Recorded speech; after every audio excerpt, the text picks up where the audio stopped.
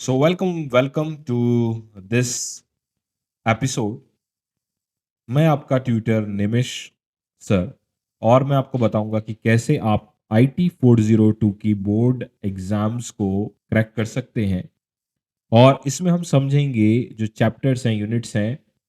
Main focus जो रहेगा वो 4 यूनिट्स पे रहेगा, जिसमें आपका फर्स्ट यूनिट जो होता है वो आपका होगा digital documentation advance. Then second unit होगा आपका इलेक्ट्रॉनिक स्प्रेडशीट एडवांस।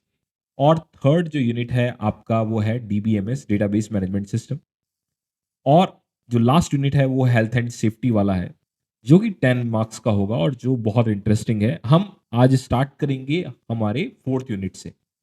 ये लगभग इसमें 3 चैप्टर्स हैं। अगर मैं NCERT की बात करूं तो उस अकॉर्डिंग 3 चैप्टर्स हैं, और 3 चैप्टर्स बहुत आराम से आप कर सकते हैं। पहले इसमें प्रीवियसली ऑनलाइन ट्रांजेक्शन्स और बहुत सारी चीजें थी, बहुत सारे चैप्टर्स थे, अब सब कट डाउन हो गए, केवल 3 चैप्टर्स रहे हैं। तो उस पर बात करते हैं और कैसे आप अपना स्कोर बढ़ा सकते हैं यूजिंग दिस। सो चलिए स्टार्ट करते हैं। तो सबसे पहले मैं आपको बता देता हूं कि मैं निमिष सर, जो कि मैं IT मेंटर हूं। करीबन करीबन मैं इस प्रोफेशन में अराउंड 12 ईयर्स मुझे हो गए हैं, और हमने बहुत अच्छे रिजल्ट्स भी पाए हैं। बस आपको फोकस करना है कि आपका ब्लूप्रिंट क्या है। 2024 और 25 की अगर मैं ब्लूप्रिंट की बात करूं, मैं सिलेबस की बात करूं, तो ये एक ऐसा स्कोरिंग टॉपिक है जो कि आप कर सकते हैं।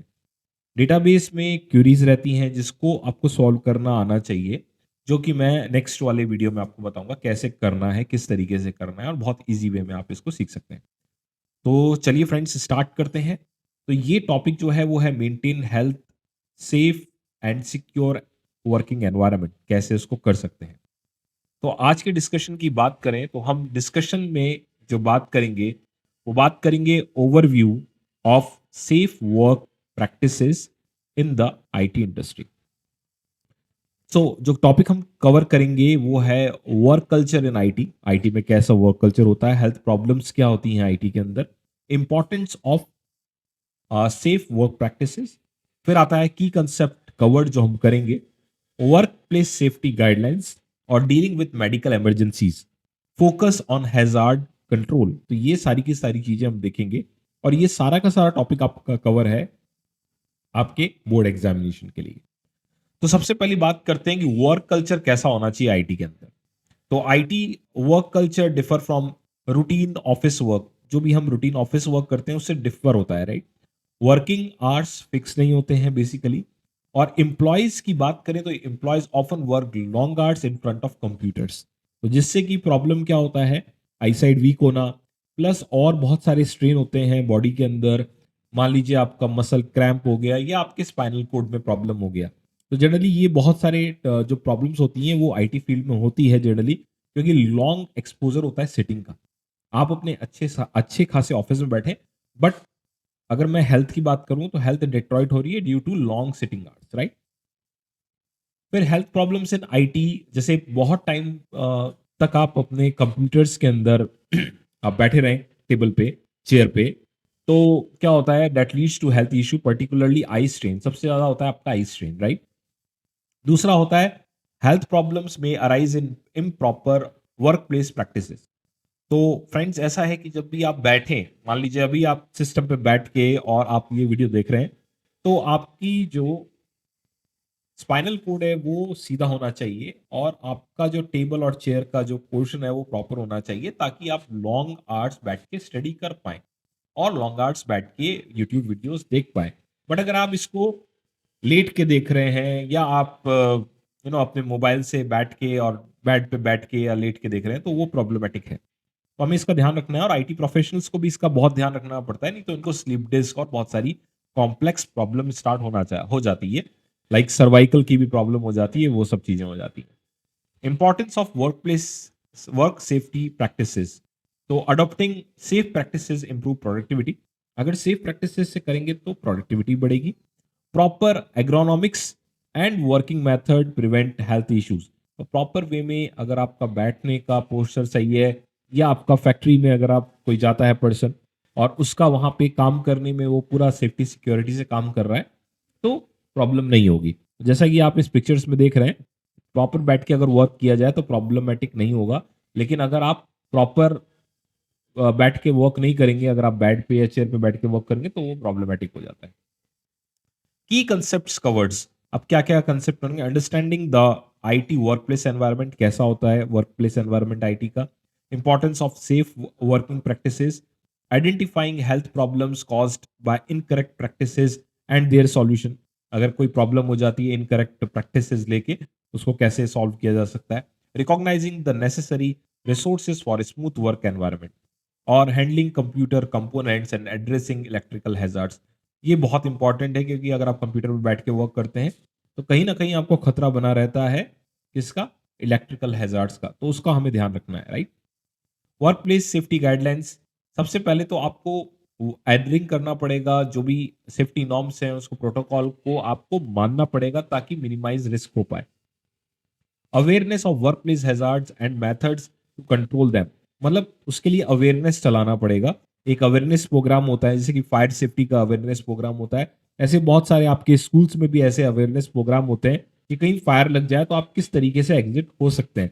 उसी तरीके के ये अवेयरनेस प्रोग्राम चलाए जाते हैं इंडस्ट्री में, ताकि उनको पता रहे कि अगर in the case of emergency आपको किस तरीके से बाहर निकलना है। आपने देखा होगा बहुत बार आप मूवीज देखने जाते होंगे और कहीं ना कहीं आपको एग्जिट लिखा हुआ मिलता है, right.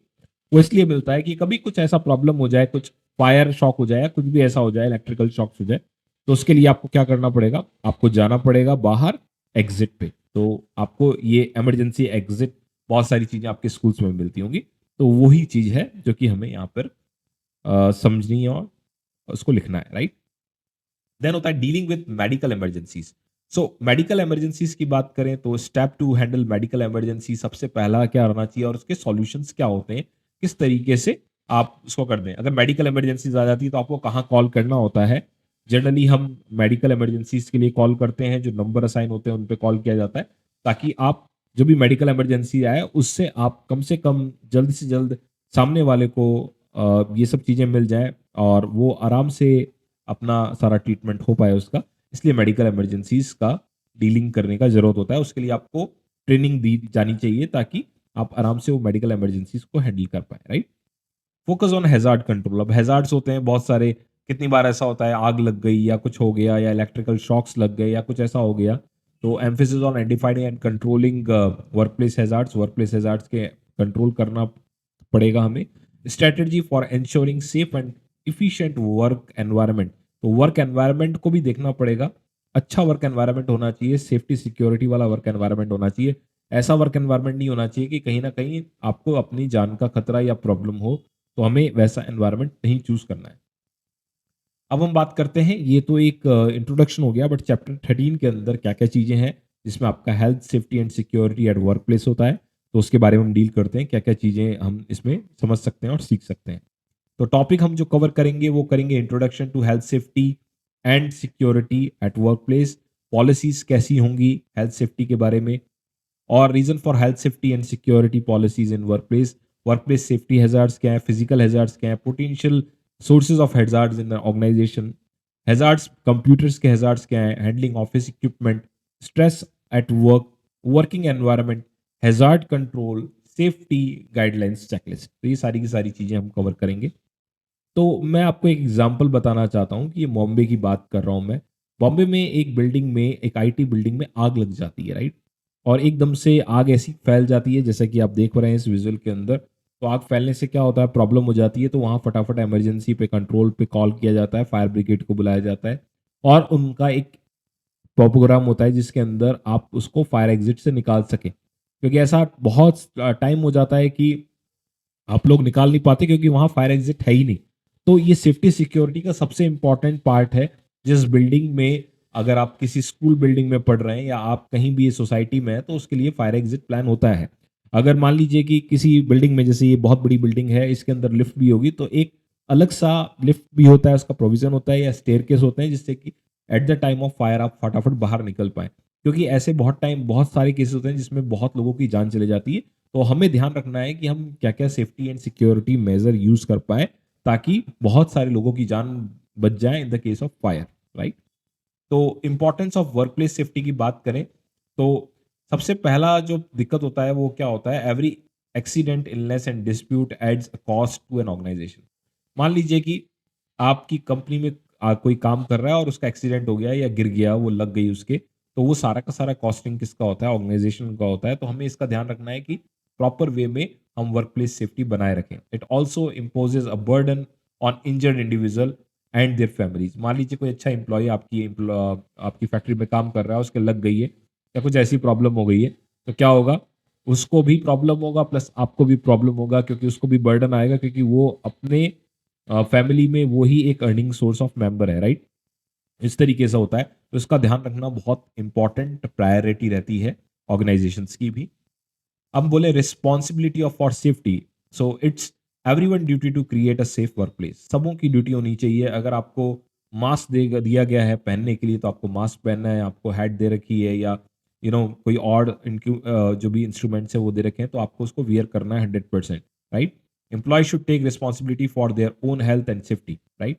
Rely solely on the safety officer और मैनेजमेंट इज नॉट सफिशिएंट, क्योंकि ये बहुत इंपॉर्टेंट है। सेफ्टी और सिक्योरिटी आपको अपने आपको खुद ही रखनी है।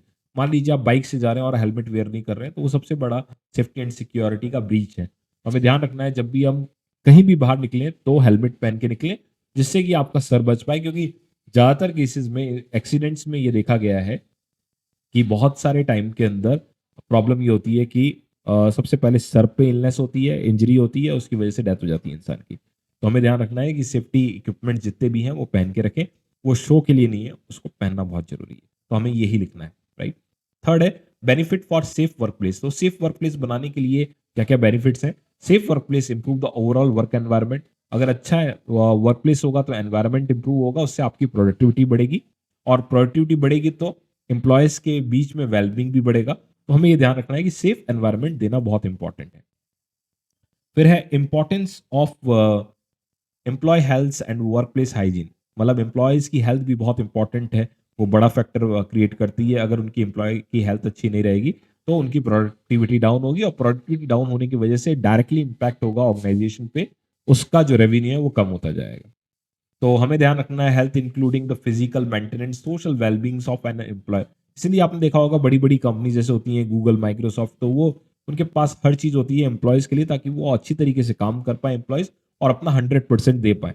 तभी ये कंपनीज इतनी ग्रो कर रही हैं। तो हमें ध्यान ये रखना है जब भी क्वेश्चन इस तरीके का आएगा तो उसके लिए हमें दिखना है physical maintenance, social wellbeing of an employee. वो बहुत इंपॉर्टेंट है हेल्थ के लिए। फिर दूसरा, every organisation must provide a healthy and safe working environment. तो वो बहुत इंपॉर्टेंट है। तो इसके लिए बहुत सारी कंपनीज बहुत पैसा खर्च करती हैं अपने सेफ एंड वर्क एनवायरनमेंट के लिए। और आपने देखा होगा जितनी भी आईटी कंपनीज हैं वो लोग बहुत अच्छी तरीके से इस पे वर्कआउट करती हैं। Employees health must be a good condition to prevent disease. अगर एम्प्लॉय की हेल्थ अच्छी नहीं रहेगी तो प्रॉब्लम ये रहेगा कि बार बार वो छुट्टियां लेगा, और उससे आपका क्या होगा? उससे आपका लॉस होगा। तो इसका ध्यान हमें रखना है कि उसकी हेल्थ अच्छी तरीके से बनी रहे।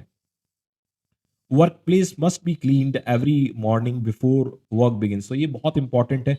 वर्क प्लेस अगर क्लीन नहीं होगा तो प्रॉब्लम ये होगा कि एम्प्लॉयज की हेल्थ डिट्रॉइट होगी, और डिट्रॉइट होने के कारण फिर वो काम पे नहीं आएगा, जिससे कि प्रॉब्लम होगी हमें एज अ ऑर्गेनाइजेशन। हम प्रॉफिटेबिलिटी नहीं अटेंड कर पाएंगे। फिर बोले बात करते हैं the neat and clean environment promotes happiness and productivity. आपने देखा होगा अगर अच्छा एनवायरनमेंट है, हैप्पीनेस है, प्रोडक्टिविटी है, तो नीट एंड क्लीन एनवायरनमेंट में ही रहेगी, right? Proper air conditioning is necessary to provide a clean and cool air. तो आपने देखा होगा जितनी भी एमएनसीज हैं वहां पर ज़्यादातर एसीज होते हैं, जिसके तरह आपको प्रॉब्लम ना आए। और आपने देखा होगा बहुत सारे मॉल्स में आप लोग जाते हैं, मूवीज इंजॉय करते हैं, और बहुत सारे मॉल्स में भी आप जाते हैं, वहाँ पे proper clean and cool air environment रहता है, जिससे कि आप वहाँ रहें और बहुत ज़्यादा खरीदारी करें। तो ये सारी की सारी चीज़ें होती हैं। This is a psychological part, वो बहुत इंपॉर्टेंट है। Properly filtered water should facility should be available for all employees. तो अगर अच्छा पानी की फैसिलिटी रहेगी तो एम्प्लॉयज़ के लिए भी अच्छा रहेगा, और वो हेल्दी बनते जाएंगे दिन ब दिन। फिर हम बात करते हैं, a cafeteria must provide fresh high quality food to maintain employees health.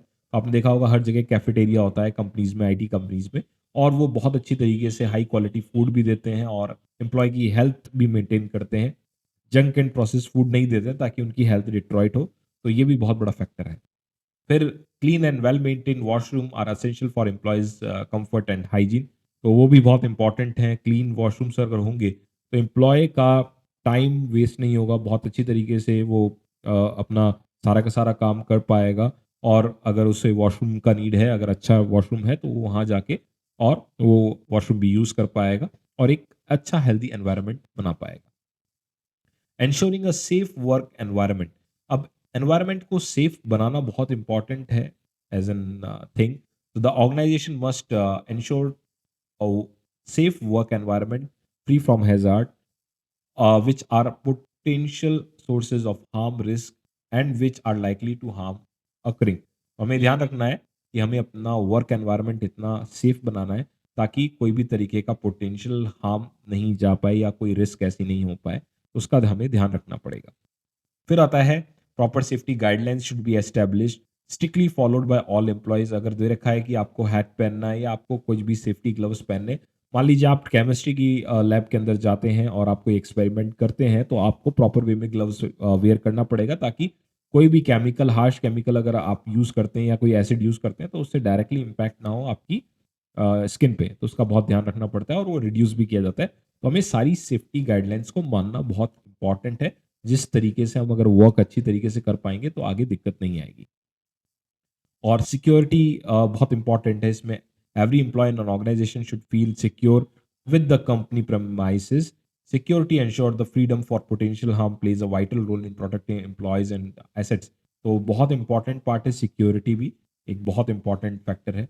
Organization should establish a dedicated security department responsible for personal safety, system security, electrical transport safety and equipment production. तो आपने देखा होगा आपके school में भी safety and security department होता है, safety guards होते हैं जो कि एंटर नहीं होने देते हैं किसी को, और उसके बाद में अगर कोई आता है तो उसके बारे में सारी इंफॉर्मेशन रखते हैं और किस डिपार्टमेंट में उसको मिलना है उस डिपार्टमेंट में कॉल लगा के पूछते हैं कि अगर वो बंदा वैलिड है या नहीं है।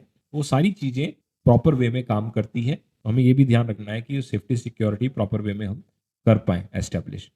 इफेक्टिव सिक्योरिटी मेजर्स की बात करें तो ये सेफगार्ड करती है पीपल्स को भी, रिड्यूस लाइबिलिटीज़ की बात करें या इंश्योरेंस कॉस्ट की, कंपनसेशन क्लेम की। तो कितनी बार ऐसा होता है अगर कोई एम्प्लॉय गिर जाता है तो उसका इंश्योरेंस रहता है तो उसको सारा का सारा कॉस्टिंग जो होता है वो इंश्योरेंस कंपनी के द्वारा प्रोवाइड हो जाता है और फिर उसको ज़्यादा दिक्कत नहीं होती है। तो वो क्या होता है, ऑपरेशनल एक्सपेंसेस भी कम हो जाते हैं। तो इसलिए देखा होगा आपने कि बहुत सारी कंपनीज में इंश्योरेंस होता है सामने वाले पर्सन का, अगर उसको कोई भी डिसेबिलिटी या कोई भी प्रॉब्लम होती है तो वो प्रॉपर वे में सॉल्व हो पाए और उससे ऑर्गेनाइजेशन पे ज़्यादा इम्पैक्ट नहीं आया और उस पर भी ज़्यादा इम्पैक्ट नहीं आया, तो उसका पूरा का पूरा आगे का भी जो जीवन है प्रॉपर वे में चलता रहे। तो इसलिए इंश्योरेंस और ये सारी की सारी चीज़ें जो होती हैं वो बहुत इंपॉर्टेंट होती हैं इसके लिए। फिर हम बात करते हैं health safety and security policies and procedure for health safety and security. तो उसके अंदर आता है the department of information technology, जिसको बोलते हैं DOIT। ये हो सकता है आपके MCQs में आ जाए। Has prepared a policy to provide employees and with a healthy and safe work environment. तो हेल्दी सेफ एनवायरनमेंट की बात करता है आपका department of information and technology. इसमें आता है आपका health safety and security policies is written statement affirming all employees' commitment to protecting employees and the public. It outlines the company's objectives and measures to ensure workplace safety and security, helping achieve its protection goal. इस तरीके से proper way में protection गोल और सारी चीज़ें हम लोग कर सकते हैं। गवर्नमेंट जो रेगुलेशन है उसको भी हमें मानना पड़ता है, उसकी जो मिनिमम रिक्वायरमेंट है वो कंपनीज को फॉलो करनी पड़ेगी। जो भी हेल्थ और सेफ्टी सिक्योरिटी कमेटी बनी हुई है, आपके स्कूल में भी होगी ऐसी हेल्थ सेफ्टी सिक्योरिटी कमेटी, तो उसको भी बार बार अपने जाके चेक करना पड़ता है कि वो प्रॉपरली है या नहीं है, सारी चीज़ें प्रॉपरली मेंटेन है नहीं है, तो वो सारा का सारा आपको देखना रहेगा और ये सारी की सारी चीज़ें जो हैं ऑर्गेनाइजेशंस करती हैं। फिर आगे चलते हैं तो reason for health safety security program और policy in the work place. तो अलग अलग तरीके की पॉलिसीज रहती हैं हेल्थ सेफ्टी की। Safety policy highlight the company committed to employees health and safety, demonstrating the business performance aligned with the safety priorities. It emphasizes on accountability of workplace health and safety, ensure care for all stakeholders, complies with Indian India's occupational health and safety, OH&S, इसका भी कितनी बार full form आ जाता है, and help to provide employees injuries and illness. अगर कोई illness और injury होगा तो वो प्रोटेक्टिव है और ये किसके अधीन है, ये आपका है Indian occupational health and safety के उसमें अंडर में तो वो पूरा का पूरा आपको कॉम्प्रोमाइज़ नहीं करना होता है, उसको प्रॉपर वे में फॉलो करना रहता है। फिर आता है typical IT company OHAS policies क्या-क्या रहती हैं, तो सबसे पहली पॉलिसी जो रहती है, वो इम्प्रूवमेंट रहता है इसके अंदर और लीगल प्रॉपर वे में रिक्वायरमेंट होती है। Leadership beyond compliance, setting reviewing OHAS objective and target regularly, तो हमें ये रखना पड़ता है ध्यान। Implementing measure to prevent workplace accident, injuries and less and near misses while improving process, तो प्रोसेस को इम्प्रूव करने के लिए हमें सब करना पड़ता है। फिर आता है promoting OH&S awareness for building competency at all levels to maintain responsibility effectively, तो प्रॉपर वे में रिस्पॉन्सिबिलिटी की भी बात करें तो वो की जाती है। उसके अलावा वर्क प्लेस हैजार्ड्स की बात करें या सेफ्टी की बात करें, तो ऐसा रहता है कि हैजार्ड्स इज अ डेंजरस और risk that can harm people, property और a work place environment. Hazards can trigger other risks is causing adverse health effects and loss, property losses. Common workplace hazards and includes, तो आपने देखा होगा Bhopal gas की बात करूं तो मैं भोपाल गैस का जो ट्रेजेडी हुआ था वो भी इसी तरीके से हुआ था। तो हमें सब चीज़ों का ध्यान रखना पड़ता है, तभी वो सारा का सारा काम होता है। और ऐसी बहुत सारी जो चीज़ें हैं वो बड़े बड़े एक्सीडेंट्स में भी कन्वर्ट हो जाते हैं।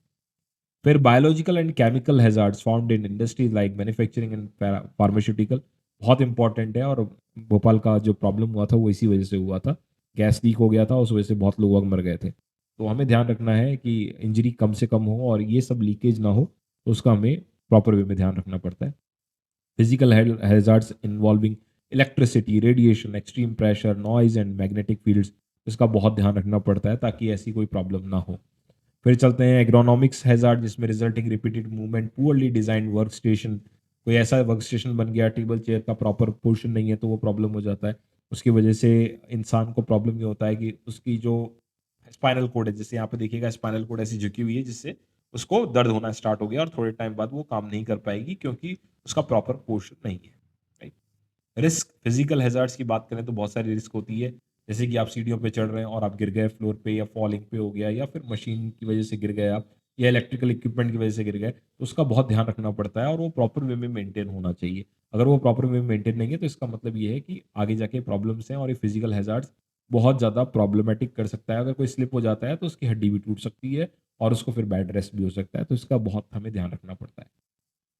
Falling heights, slips and trips, उसका हमें ध्यान रखना पड़ता है। और make that the proper lighting and all damage equipments, stairways and light fixtures are repaired immediately. कितनी बार होता है कि अगर प्रॉपर लाइटिंग नहीं है या कोई इक्विपमेंट डैमेज हो गया है या कोई सीढ़ी टूट गई है तो भी एक प्रॉब्लम होता है। स्टेयरकेस में प्रॉब्लम है तो कितनी बार इंसान इस तरीके से गिर जाते हैं और फिर उनके लग जाती है और फिर वो नहीं आ पाते हैं वर्क प्लेस पे, तो उससे क्या होता है, प्रोडक्टिविटी कम होती जाती है। तो हमें इन सब चीज़ों का बहुत ज़्यादा ध्यान रखना पड़ेगा। फिर बात करते हैं इलेक्ट्रिकल हैजार्ड्स होते हैं, इलेक्ट्रिकल शॉक की वजह से बहुत सारे एक्सीडेंट्स हो जाते हैं। कहीं आग लग जाती है, कहीं शॉर्ट सर्किट से कोई इंसान इंजर्ड हो जाता है, तो इसका हमें ध्यान रखना है। तो electrical accident at work place occurs due to direct contact with live wires and indirect contact with conductors. Common causes generally होते हैं जिसके अंदर आपका ओवरलोड हो जाता है आउटलेट, या फॉल्टी इक्विपमेंट होता है कितनी बार, improper use of electrical devices. Accident of the employee should be trained in electrical safety and including keeping water and food away from the equipment. Regular inspection and technician and engineers are essential to detect that type of damages और fix damaged wires, तो हमें इनका बहुत ध्यान रखना है और ऐसा घरों में भी हम ध्यान रखते हैं, राइट।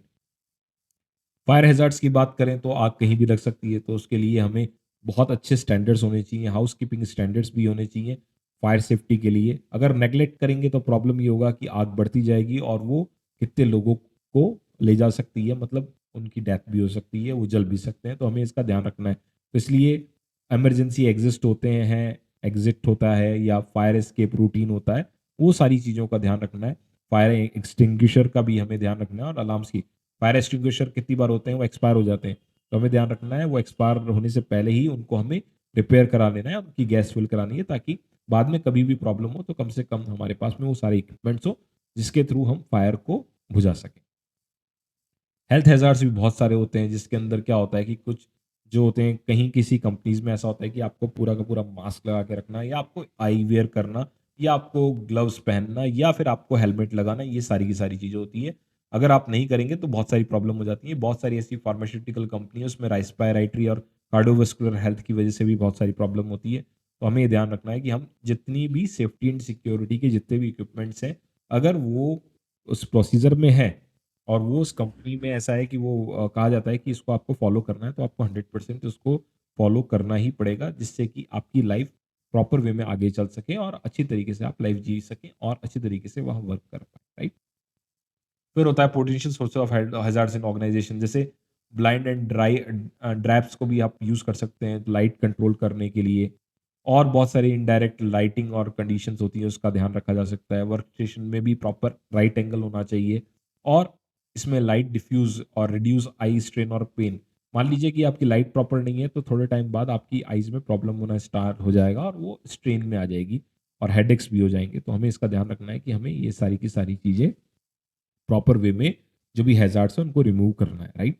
हैजार्ड यूजिंग कंप्यूटर, अब कंप्यूटर से क्या क्या हैजार्ड्स हो सकते हैं उसके बारे में बात करें, तो सबसे पहली प्रॉब्लम होती है कि पुअर सिटिंग का प्रॉब्लम होता है, बहुत टाइम तक आप बैठे रहते हैं, रिपीटेटिव मूवमेंट होता है जिससे कि आपको स्क्रीन ग्लेयर स्ट्रेनिंग हो जाता है, आइज में प्रॉब्लम हो जाता है, और रेगुलर स्ट्रेचिंग और सिंपल सिटिंग सिटिंग योगा भी होता है जो कि प्रोवाइड हेल्प करता है आपका ये इशू के लिए। तो हमें ध्यान रखना है कि हमें जो पोस्चर है उसको भी प्रॉपर वे में काम में लेना, और हमें ये योगा का भी पोस्चर यूज में लेना है, राइट। फिर हैंडलिंग ऑफिस इक्विपमेंट, जो भी शार्प इक्विपमेंट है उनका ध्यान रखना है। शार्प इक्विपमेंट जो होते हैं उनको आपको स्मूथ करना पड़ेगा, और उसके बाद में जैसे शार्प एजेस होती हैं जिससे कि बहुत ज़्यादा लग जाती है, तो हमें उसका ध्यान रखना है कि वो हम यूज़ करें तो उसको शार्पनेस को ख़त्म कर दें, और उसको आप पॉइंटेड को ख़त्म करके आप उसको कर्व में बना दें ताकि ईज़ी हो जाए। और उसकी हैंडलिंग और ट्रेनिंग भी देनी चाहिए। अगर कोई शार्प इक्विपमेंट है तो उसका ध्यान और ख़्याल रखना है ताकि वो आपके हाथ में आए तो आपके लगे नहीं, राइट? फिर आता है वर्क प्लेस की बात करें, तो वर्क प्लेस स्ट्रेस भी सबसे बड़ा प्रॉब्लम है। कितनी बार लॉन्ग आवर्स बैठने के बाद बहुत सारे कॉन्फ्लिक्ट्स भी हो जाते हैं। तो हमें मेडिटेशन टेक्निक्स हो गई और कुछ ऐसी चीज़ें जो रिलैक्स करती है हॉबी को, प्लेइंग गेम्स हो गया, कुछ भी ऐसा करना। जैसे कि आप देखिए एज़ अ स्टूडेंट अगर आप ज़्यादा स्ट्रेस में होते हैं, तो आप गेम्स पीरियड में जाते हैं और अपना स्ट्रेस रिलीव कर देते हैं, क्योंकि इतनी सारी आपको पढ़ाई करनी पड़ती है। तो उस तरीके से अगर वीडियो लंबी है तो प्लीज़ एक बार स्टैंड अप हो जाएँ और थोड़ा स्ट्रेच आउट कर लें, ताकि आपको ऐसा ना लगे कि आप भी इसी तरीके से बैठे हुए हैं और इसी तरीके से वीडियो देख रहे हैं, राइट। Thank you. फिर वर्किंग एनवायरनमेंट की बात करें, तो वर्किंग एनवायरनमेंट भी बहुत इंपॉर्टेंट केस होता है। Potential work place hazards include poor ventilation, ventilation proper नहीं है, प्रॉपर फर्नीचर नहीं है, लाइट अच्छी नहीं है, या इमरजेंसी की बात करें तो पुअर हाउसकीपिंग और इंटीमेशन लाइक बुलिंग हो गया, या फिर स्टाफ की बात करें तो must informed about policies to address these hazards. तो इनका हैजार्ड्स का भी जितना भी प्रॉब्लम है उसको सॉल्व करने के लिए भी आपको आराम से ये सारी की सारी जो हैजार्ड्स जितने भी हैं उनको रिमूव करना पड़ेगा, ताकि क्या होगा कि फिर आपका वर्क कल्चर भी अच्छा रहेगा, वर्क प्लेस भी अच्छा रहेगा, और इवेंचुअली आपकी प्रोडक्टिविटी बढ़ेगी। तो हैजार्ड्स कंट्रोल के अंदर क्या कर सकते हैं, सबसे पहला हम क्या कर सकते हैं, एलिमिनेटिंग हैजार्ड, सब्स्टिट्यूट और modify process to remove hazards और द सोर्स। आइसोलेट कर सकते हैं इंजीनियरिंग कंट्रोल से नॉइज एंड इंसुलेशन, या फिर एलिमिनेट कर सकते हैं। और मिनिमाइज रिस्क की बात करें, apply measure like exhaust ventilation हो गया, provide protective equipments and monitor exposure, reduce injuries risk और इफेक्टिवली। ये सब चीज़ें हम लोग कर सकते हैं। सेफ्टी गाइडलाइंस चेकलिस्ट की बात करें तो ये इंपॉर्टेंट है। तो इसमें आपका क्या होगा, स्टोर केमिकल आप करेंगे बहुत सिक्योरली। तो जो भी केमिकल है, मान लीजिए सोडियम आप स्टोर कर रहे हैं, तो आप वाटर के आसपास उसको स्टोर नहीं कर सकते, उसको आपको अलग तरीके से अलग केमिकल में स्टोर करना पड़ेगा, तो उसका आपको ध्यान रखना है। फिर बात करें डिस्पोज ऑफ गार्बेज डेली, मतलब जो गार्बेज है उसको प्रॉपर वे में आपको डिस्पोज करना है। फिर ensure proper lighting in all areas, तो प्रॉपर लाइटिंग होनी चाहिए सब एरियाज के अंदर। फिर stay focused near fire machinery और टूल्स, तो हमें ध्यान रखना है कहीं भी ऐसा फायर लगता है तो फटाफट उसको फायर को रिमूव करना है, या उसको हटाना है, या फिर उसको बुझाने के लिए हमारे पास क्या क्या टूल्स हैं उसको यूज करना प्रॉपरली। आपकी सेफ्टी और फायर सेफ्टी ट्रेनिंग होना बहुत इंपॉर्टेंट है। Wear protective gears as needed like goggles और ग्लव्स आप पहन सकते हैं, और बहुत सारी चीज़ें रहती हैं। Shut down machinery before living, तो जनरली क्या होता है कि मशीनरी अगर आपने नहीं बंद किया तो उसके उसकी वजह से भी कितनी बार आग लग जाती है, फायर हो जाता है एक्सेसिव हीट की तरीके से, तो हमें उसका ध्यान रखना है। Avoid tampering with electrical controls, अगर आपको नहीं पता इलेक्ट्रिकल कंट्रोल्स के बारे में, तो आप इलेक्ट्रिकल कंट्रोल्स के लिए क्या कर सकते हैं, आप उसको उस वहाँ पे नहीं जाएं, दूर रहें, और किसी अच्छे पर्सन को दिखा के फिर ही आप कर सकते हैं, राइट। फिर चलते हैं operate equipment only after proper training, तो प्रॉपर ट्रेनिंग दे के ही आप उसको ऑपरेट कर सकते हैं इक्विपमेंट्स को। बिना उसके इक्विपमेंट्स को आप हैंडल ना करें। अगर आप हैंडल करेंगे तो प्रॉब्लम आएगी, उधर आप यूज कर सकते हैं, राइट। फिर repair damage wires and plugs before use. तो आप क्या कर सकते हैं, डैमेज वायर्स जितने भी हैं या प्लग्स हैं उसको आप रिमूव कर सकते हैं, ताकि इलेक्ट्रिक शॉक का प्रॉब्लम ना रहे, उसको आप रिप्लेस कर दें या चेंज कर दें। Avoid using unsafe equipment. अगर कोई ऐसा लेटर है जो कि अनसेफ है और जिससे कि वो गिरने का प्रॉब्लम रहता है तो उसको आप हटा दें वहाँ से। फिर कवर फूड प्रॉपर्ली। अगर कोई फूड आप कुक कर रहे हैं या आपके पास में है, वहाँ पे आप कैंटीन में कोई फूड रख रहे हैं, तो उसको प्रॉपर्ली कवर करके रखें, ताकि प्रॉब्लम ना हो, कोई फ्लाइज और कुछ चीज़ें उस पर ना बैठें, राइट। और no smoking in restricted areas. तो जो भी रिस्ट्रिक्टेड एरियाज हैं जहाँ आप बिल्कुल स्मोक नहीं कर सकते, तो उसका एक एरिया बनाना है जहाँ पे आप स्मोकिंग कर सकते हैं ऑर्गेनाइजेशन में। और एक ऐसा बनाए जिसके अंदर आप स्मोक, मतलब हर जगह आप स्मोकिंग नहीं कर पाए, नहीं तो क्या होगा, फायर का प्रॉब्लम हो जाता है। Report unsafe condition to supervisor. अगर कोई ऐसी चीज कंडीशन है जो कि अनसेफ आपको लग रही है, तो आप क्या कर सकते हैं, सुपरवाइजर से बात करके और उस कंडीशन को आप बोल सकते हैं, कह सकते हैं, ताकि सुपरवाइजर एक्ट करेगा और वो इस अनसेफ कंडीशन को सेफ कंडीशन में लेके आएगा। ये सारी की सारी चीजें आप कर सकते हैं इसके अंदर। मुझे ये यहाँ तक आपका चैप्टर नंबर जो 30 है वो कंप्लीट हो गया है। और उसके बाद हम बात करेंगे चैप्टर नंबर 14 की नेक्स्ट वीडियो के अंदर। तो आपको क्या करना है, आपको प्रॉपर वे में इन सब चीज़ों को एक बार देखना है और समझना है, और उसके बाद में आप क्या कर सकते हैं, आप उसको आप अपने नोट्स बना लें। और नोट्स भी हम लोग थोड़े टाइम में आपको प्रोवाइड कर देंगे, तो आप लिंक पे जाके, नीचे दिए गए लिंक पे जाके आप ले सकते हैं। प्लस उसके साथ हम सब कुछ और क्वेश्चंस जो हैं, जो कि PYQ हैं, प्रीवियस ईयर आस्क क्वेश्चंस हैं, प्लस कुछ और जो MCQs हैं जो इंपॉर्टेंट है, क्योंकि आईटी में प्रॉब्लम ये होता है कि आपके MCQs ही गलत होते हैं। तो अगर आप प्रॉपर वे में इसको करेंगे, प्रॉपर वे में समझेंगे, तो आपके MCQs में गलत होने के चांसेस बहुत कम हो जाएंगे, क्योंकि 24 जो क्वेश्चंस हैं वो प्रॉपर आपके MCQs आते हैं, तो आपका स्कोर बढ़ सकता है। तो इस तरीके से हम करेंगे। तो मिलते हैं नेक्स्ट वीडियो के साथ में। और अगर आपकी कोई भी प्रॉब्लम या कोई समस्या है तो आप कमेंट बॉक्स में लिख सकते हैं, मैं आपको हेल्प करूंगा। Thank you, have a nice day, bye.